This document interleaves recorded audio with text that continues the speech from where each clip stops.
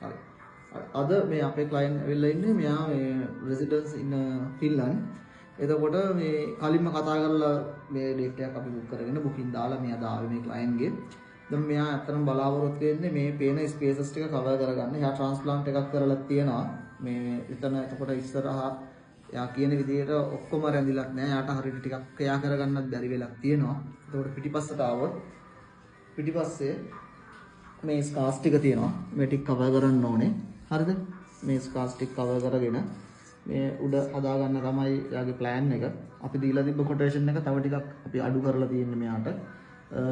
ඒ කියන්නේ full head වගේ කියන්නේ ඒ ෆොටෝස් වලට තිබ්බ වී වගේ නෙමෙයි. ඇත්තට ලයිව් බලද්දී තව ටිකක් වැඩිපුර මෙයාගේ නෝවුඩ් ස්කේල් එකේ ස්ටේජ් එකක් ඩවුන් වුණා. ඉතින් ඒ නිසා කොටේෂන් එකත් ආයෙ අපි රීෂෙඩියුල් කරලා අඩු කරලා හැදුවේ. අපි බලමු මෙයාගේ රිසල්ට් එක කොහොම වෙයිද කියලා. හරි, thank you.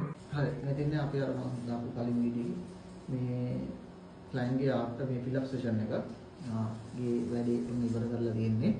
සයිඩ් ප්‍රොෆයිල්ස් වල ඉඳලම මේ ඩෙන්සිටි එක ඩීල් කරලා එතකොට টොප් එක ඉන්නේ ඒ වගේම පිටිපස්සේ ස්කාස් ටිකට આવොත් මේ තියෙන ස්කාස්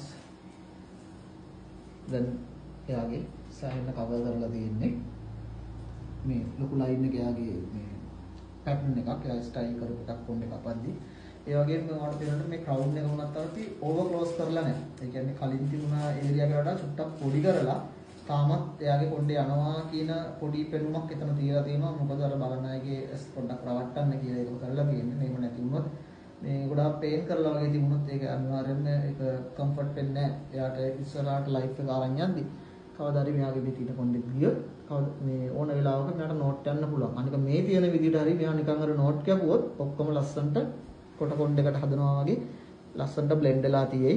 අනික මේකේ විශේෂත්වය තියෙන්නේ අපි ඇවිල්ලා මෙයාගේ කොණ්ඩේ නෝට් නොකර තමයි මේ කලර් එක ඩිසයිඩ් කරලා වැඩේ කරේ.